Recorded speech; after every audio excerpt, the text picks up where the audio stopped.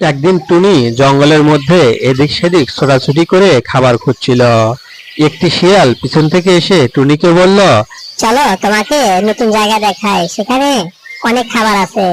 টুনি বুঝতে পারল শিয়ালের ফাঁদ। তাই টুনি উড়ে গিয়ে গাছে গিয়ে বসলো। শিয়ালের ফাঁদ নষ্ট হয়ে গেল। শিয়াল সেখান থেকে দৌড়ে ছুটে পালিয়ে গেল। টুনি থাকতো গ্রামের একটি ছোট্ট কলার গাছে। কুকুর সবসময় টুনিকে পাহারা দিত। একদিন টুনি রাত্রিবেলা ডিমে তা দিচ্ছিল।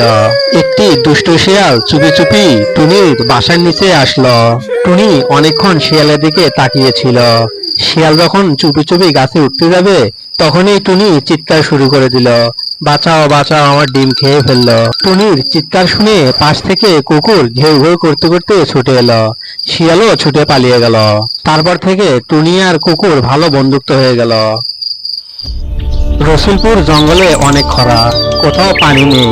একদিন টুনি উড়তে উড়তে নিচের দিকে তাকিয়ে দেখলো এক জায়গায় পানি। পানি খাওয়ার জন্য টুনি সেদিকে ছুটে গেল। পানির জন্য টুনির বুকটা ফেটে যাচ্ছে। জলাশয়ের কাছে এসে যেই না পানি খেতে যাবে, ঠিক তখনই একটা কুমির ভেসে ওঠে। কুমির টুনিকে বলে, এখানে পানি খেতে হলে যতবারে পানি খাবে ততবারে একটি করে ডিম দিতে হবে। টুনি খুব চিন্তায় পড়ে গেল। টুনি কুমিরের কাছে অনেক কান্নাকাটি করলো যে আমরা পাখিরা পানি কোথায় পাবো আর কোথায় খাবো, আমাদেরকে একটু পানি খেতে দাও। তখন কুমির টুনিকে একটি নতুন শর্ত দিল। শর্তটা হলো এই যে, কুমির টুনিকে বলল, তোমাদের বন্ধুদেরকে বলো এই চ্যানেলটি সাবস্ক্রাইব করতে।